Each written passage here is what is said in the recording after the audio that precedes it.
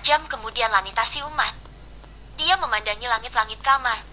Merasa dia sudah aman karena mengenali kamarnya sendiri di rumah Sean. Lani menghela napas lega. Namun Lani tetap mengingat kembali apa yang sebelumnya terjadi. Masih ingat dengan jelas jika bapaknya mengatakan kalau dirinya hanyalah anak pungut. Perih rasanya. Perlahan Lani bangkit, pandangan matanya langsung tertumpu pada hidangan di atas meja. Kenapa banyak sekali makanan? Untukku kah? Lani beringsut turun dari kasur. Lani mencari ponsel dan mengirimi Sean pesan. Aduh, lupa. Tuan Sean mana bisa baca? Lani menepuk dahinya. Ia ingat ponsel Sean adalah ponsel keluaran lama dengan keyboard timbul yang hanya bisa ditekan dengan panggilan cepat yang sudah disetting. Akhirnya Lani mengirimi Susana pesan. Bu, apa makanan yang ada di kamarku untukku? Ya memang buat siapa lagi? Balas Susana. Tanpa menunggu lama Lani segera menghambur mencicipi semua makanan yang ada di atas meja. Rasanya ingin ia habiskan semua demi melupakan apa yang sudah terjadi. Lani menyantap makanan dengan berderai air mata. Kalau aku bukan anak ibu dan bapak, lalu anak siapa aku? Siapa orang tua kandungku? Pertanyaan itu terus saja bergumul di benak Lani. Parmiah begitu dekat dan menyayanginya. Kalau dirinya anak pungut, kenapa selama ini Parmiah merawatnya dengan penuh kasih sayang? Sungguh Lani tak habis pikir dibuatnya. Ada saja kejutan demi kejutan yang akhir-akhir ini menghampiri hidupnya. Setelah perutnya kenyang, Lani meringkuk kembali di atas kasur. Tak terasa Lani kembali terlelap, tapi baru beberapa menit saja dia terbangun lagi. Oh, ya Tuhan! Kenapa aku mesti terlena? Bagaimana kalau Tuan Sean mencariku? Lani buru-buru merapikan diri dan lekas keluar kamar dengan terburu-buru. Perang! Saat Lani keluar dari kamar, dia bertabrakan dengan Dimitri yang membawa hidangan makan siang untuk Sean. Oh, ya Tuhan! Pekik Lanita. Kamar Sean. Sean dan Susana sungguh sangat kebetulan sedang menatap layar monitor. Sean memperbesar rekaman CCTV yang ada di sekitar kamar Lani. Sean dan Susana melihat dan mendengar dengan jelas keriuhan dua orang pekerjanya. Oh my God, Lanita Azelia, bisakah sekali saja dalam hidupmu damai dan tenteram? Kenapa selalu saja berbuat ceroboh? Keluh Dimitri menangisi makanan yang ia olah dan tata dengan sangat baik. Dimitri, maaf. Aku. Ini makan siang untuk Tuan Sean. Dia meminta aku cepat menghidangkannya. Memasak dengan menu yang sama membutuhkan waktu 1,5 jam. Dimitri meratapi makanannya. Ia terduduk lemas.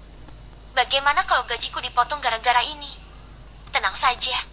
Aku akan bicara pada Tuan kalau ini ulahku. Lani membereskan makanan yang tercecah. Ya memang ini ulahmu. Lain kali belajarlah berjalan pakai mata dan kaki, jangan berjalan dalam mimpi. Dumel Dimitri. Oh, makananku, hasil karyaku. Dimitri meraup makanan yang sudah tak bisa lagi terselamatkan. Bagaimana kalau aku yang membereskan kekacauan ini? Kau temui Tuan Sean dan katakan padanya aku yang menumpahkan semua ini. Usul Lanita. Lalu hanya aku nanti yang dimarahi Tuan Sean. Dimitri berkata pelan dan pasrah. Ya sudah, ayo kita bereskan. Setelah ini kita berdua menghadap Tuan Sean. Ayo cepatlah. Lani cepat-cepat membersihkan makanan yang tumpah ruah di atas marmer kualitas premium. Melihat kepanikan Dimitri dan Lani di layar monitor, Sean hanya bisa menghela napas dalam dan panjang. Bodoh, kan? Ceroboh, kan? Besok apalagi yang akan ia jatuhkan? Sean bersandar pasrah di bahu kursi. Susana tersenyum. Tapi saya rasa, kebodohan dan kecerobohan Lanita membuat warna baru di rumah ini. Sean memicing mendengar ucapan Susana. Warna baru? Tanya Sean. Ya, sebelum ada Lani. Seisi rumah ini berjalan dengan sempurna tapi terasa kaku dan hamba. Tapi sejak kedatangan Lani di rumah ini, semua orang dia buat sibuk, heboh serta memberi warna tersendiri dengan kecerobohannya mengambil hati seorang Sean Dharmawangsa. Sean melongo mendengar ucapan Susana. Mengambil hatiku. Sean makin melongo. Sebelum ada Lani, hal-hal seperti piring jatuh, guci pecah, anggula kecebur kolam renang karena ulah gadis itu, dulu nyaris tak pernah ada. Andai ada, Tuan akan memarahi pegawaimu tanpa ampun. Tapi kini, lihatlah, Tuan dengan santai menonton pertunjukan kebodohan wanita Azalea dengan helaan napas pasrah. Ada sisi menyenangkan dari kecerobohan gadis itu yang melenturkan suasana kaku di rumah ini. Papar Susana membuat Sean tak bisa membantah ucapan Susana. Di dunia memang tak ada yang sempurna. Rumah ini pun berusaha untuk selalu tampil sempurna di mata Tuan. Tapi Lani meruntuhkan kesempurnaan itu. Menandakan kesempurnaan memang hanya milik sang Halik. Tuan. Sean mengusap wajahnya, kembali menopang dagu melihat keadaan yang menjadi semakin riuh karena asisten rumah tangga lainnya berkumpul mengelilingi Lani dan Dimitri. Sama persis seperti saat Lani memecahkan guci beberapa hari yang lalu. Susana diam-diam melirik Sean. Ah, wajah Tuan Sean mengendur. Tak ada lagi ketakutan, kemarahan ataupun kecemasan di wajahnya. Kemunculan gadis itu memang membawa aura positif untuk pria berparas keturunan Pakistan Prancis dan pribumi ini. Sungguh cinta memang misteri. Siapa sangka seorang gadis lugu dan miskin bisa meluluhkan hati Sean Dharmawangsa. Susana membatin senang melihat Sean sudah menjadi manusia normal yang bisa memaklumi sesuatu dan juga bisa jatuh cinta. Lalu aku makan siang dengan apa? Siang ini aku betul-betul ingin makan makanan yang dicampur dengan kaviar. Menunggu Dimitri mengolah makanan yang kupesan akan lama lagi. Gadis bodoh itu benar-benar menyusahkan semua orang. Gumam Sean antara ingin marah, tapi tidak bisa. Bawakan aku makanan apa saja dan panggil Anita kemari. Kepalaku pening melihat semua ulahnya. Sean memijat pelipisnya. Susana sigap mematuhi ucapan Sean. Tak berselang lama, hidangan cepat ala chef Dimitri pun tiba. Memang bukan menu utama yang sudah hancur berantakan, tapi setidaknya keinginan Sean makan dengan campuran kaviar terpenuhi. Ini salmon tartar with caviar, triple pasta with caviar, dan caviar waffle bites, Tuan. Dimitri menjelaskan nama 3 makanan yang dengan cepat ia olah. Sean menghela napas pasrah. Mana Lani? Tanya Sean. Ada di sebelah saya, Tuan. Jawab Dimitri. Aku sudah lapar sekali. Suapi aku cepat. Titah Sean. Lani gegas menuruti perintah Sean. Tuan, maaf. Tadi kami. Sudah, itu nanti saja. Aku sedang lapar. Sean cepat memotong ucapan Dimitri. Dimitri pun pamit keluar dari kamar. Lalu Lani seperti biasa, menyuapi majikannya dengan sangat telaten. Sean makan dengan lahap. Setelahnya Lani menyeka sisa-sisa makanan di bibir Sean dengan perlahan dan lembut. Saat Lani sedang menyeka bibir Sean dengan tisu, Sean tiba-tiba mencekal pergelangan tangan Lani. Lani kaget. Tapi Sean hanya diam saja.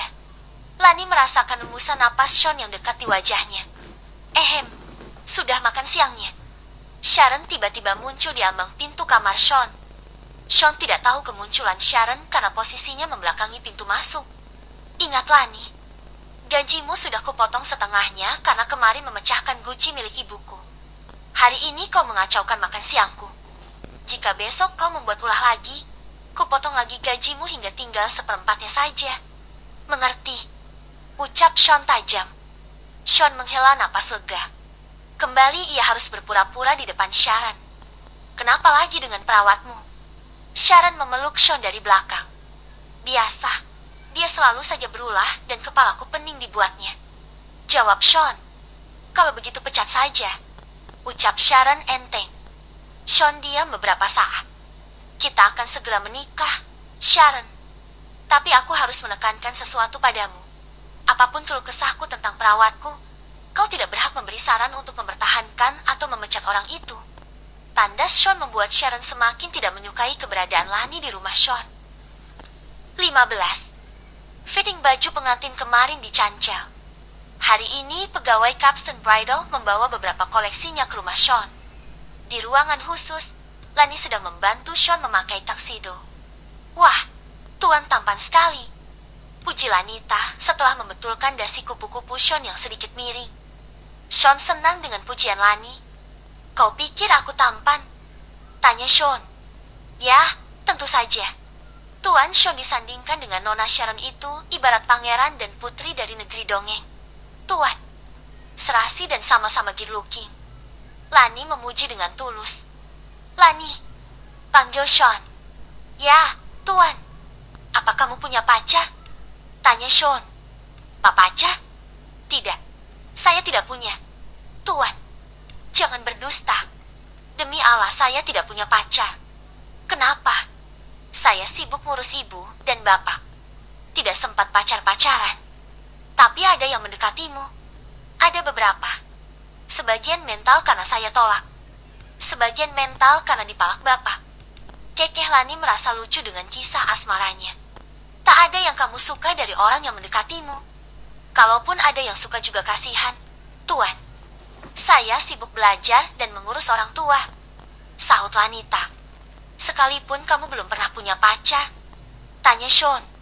Lanita menggeleng seraya tersipu. Andai Sean tidak ingat kalau dirinya tidak buta, ia sudah akan bertanya kenapa wajah Lanita tampak tersipu.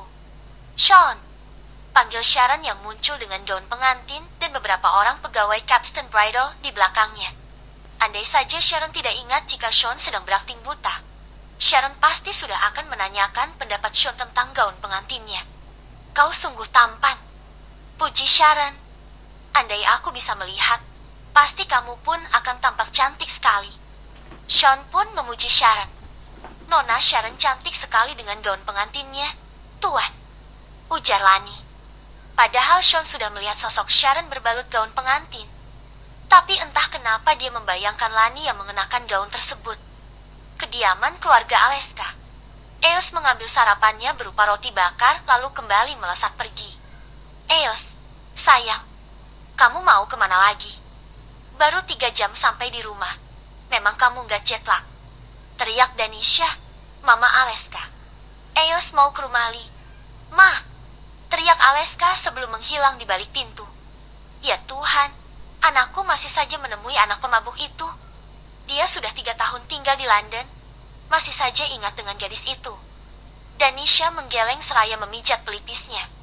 Kenapa, Ma? Tanya Davin, suami Danisha. Eos masih saja mau menemui Lee. Ah, siapa itu namanya Mama lupa. Gerutu Danisha.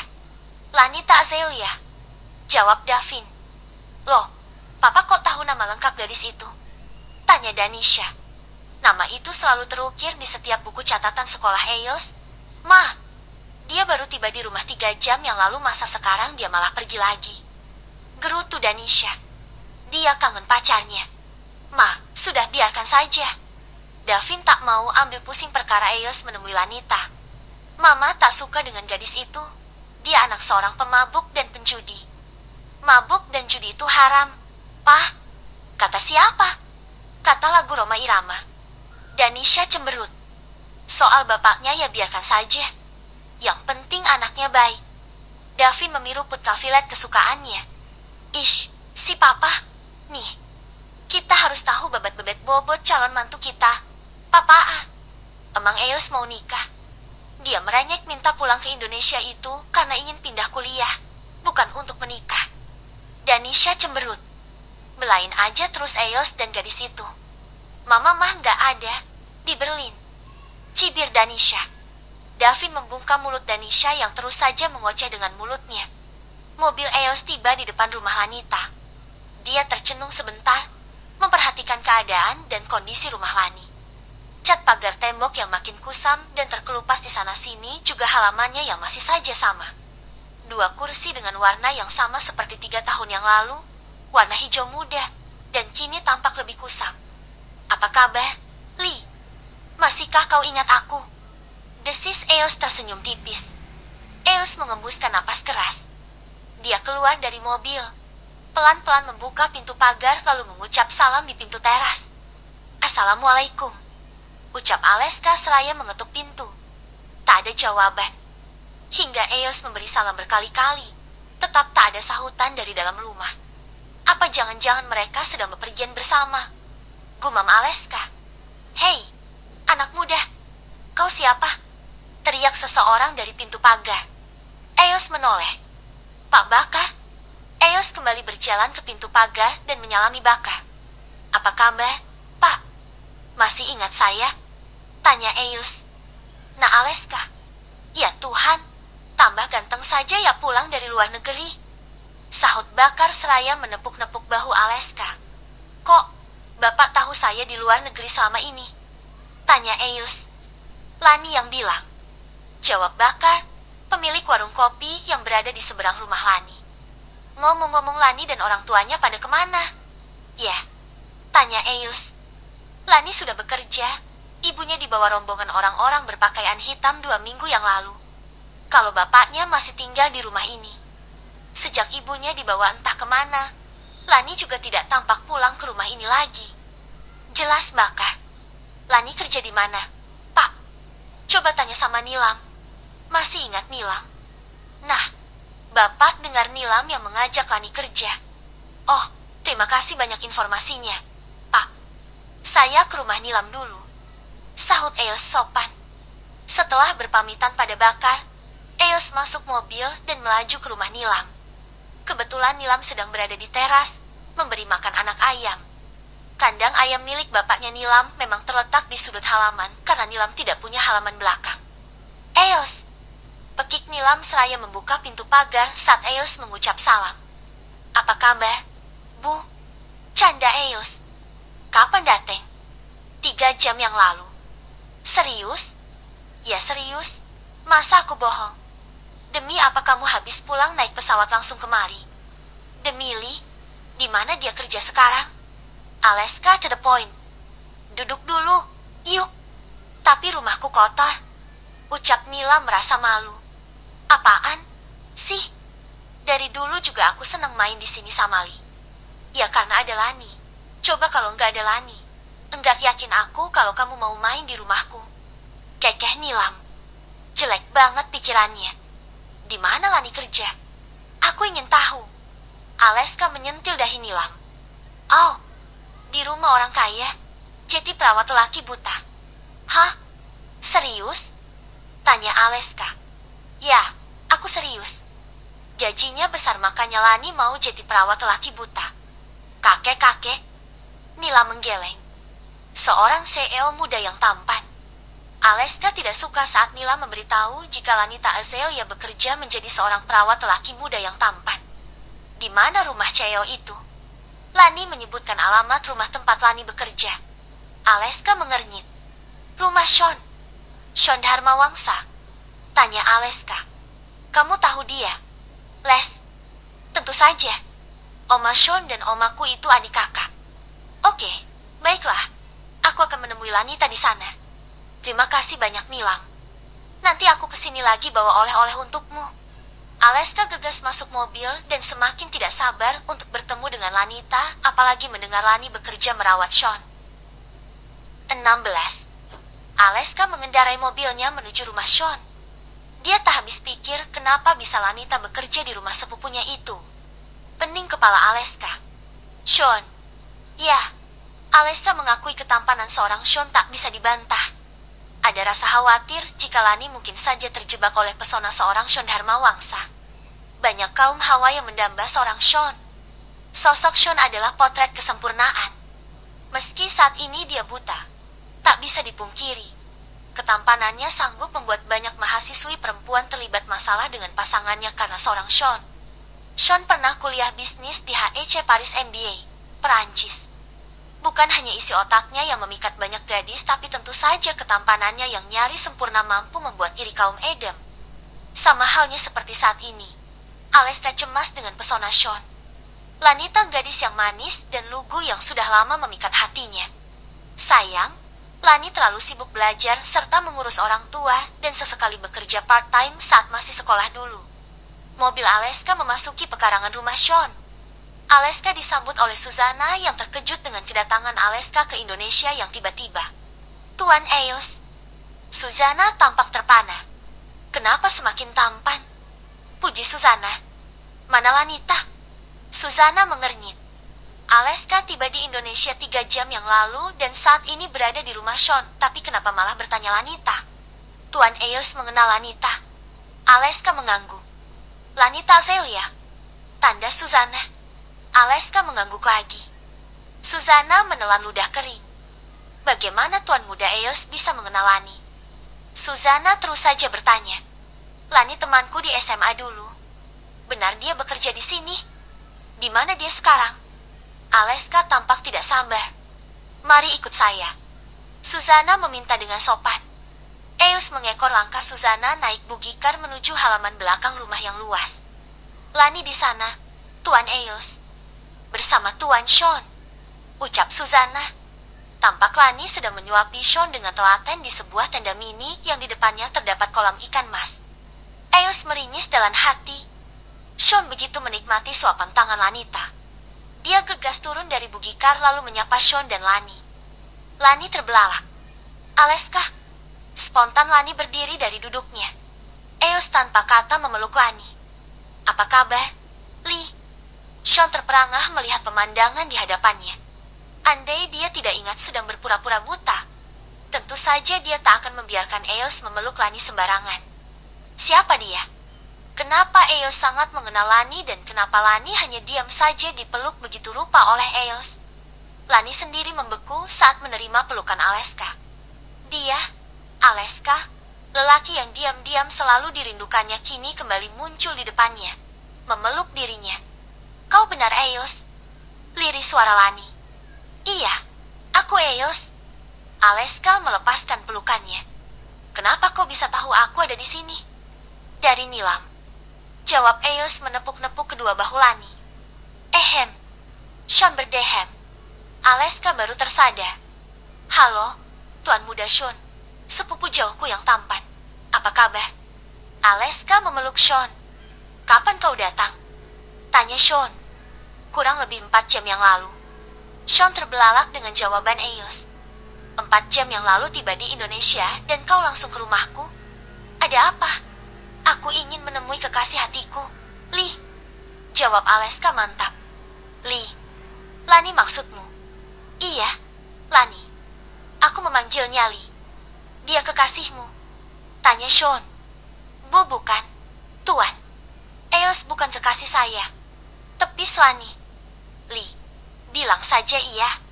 Aku merengek pada papi untuk pindah kuliah ke Indonesia karena merindukanmu. Tukas Eus. Lani melongo. Jawaban Eus membuatnya mati kutu.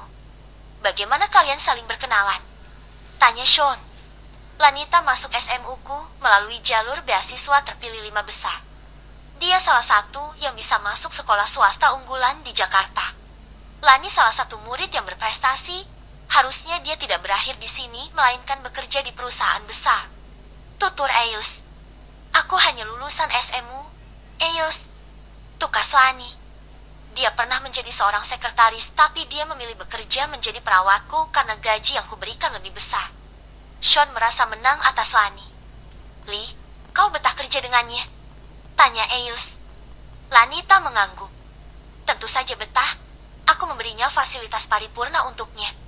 Sean tahu berbangga diri. Tapi bukankah dari kabar yang kudengar, tak ada satupun perawat yang betah bekerja denganmu? Bahkan kau pernah memecat 3 orang perawat saat mereka baru bekerja beberapa jam saja. Ucap Aleska. Lanita pengecualian karena dia gadis yang bodoh dan ceroboh. Jawab Sean cepat. Aleska mengerutkan kening. Sean mempertahankan Lanita dengan alasan Lani gadia yang bodoh dan ceroboh. Hei. Ku bilang Lani masuk SMU swasta favorit karena jalur prestasi, kenapa kau seenaknya mengatakan dirinya bodoh? Eus tak terima dengan julukan Sean untuk Lani. Dia memang bodoh dan ceroboh, selalu membuat kepalaku pening setiap hari. Hukumannya dia harus tetap merawatku dengan tidak pulang-pulang ke rumahnya. Tandas Sean. Kau menyejap kebebasannya. Ucap Eus. Lani, kamu keberatan dengan aturan yang kubuat sebagai orang yang menggajimu? Tanya Sean. Sama sekali tidak, Tuan. Jawab Lani santun. Kau dengar sendiri. Gadis ini menikmati pekerjaannya merawatku siang dan malam. Ucap Sean. Eus mengembuskan napas keras. Seragam suster yang dikenakan Lani tampak manis. Warnanya hijau muda, warna kesukaan Lani. Aku bawa oleh-oleh yang banyak untukmu. Tapi masih di rumah.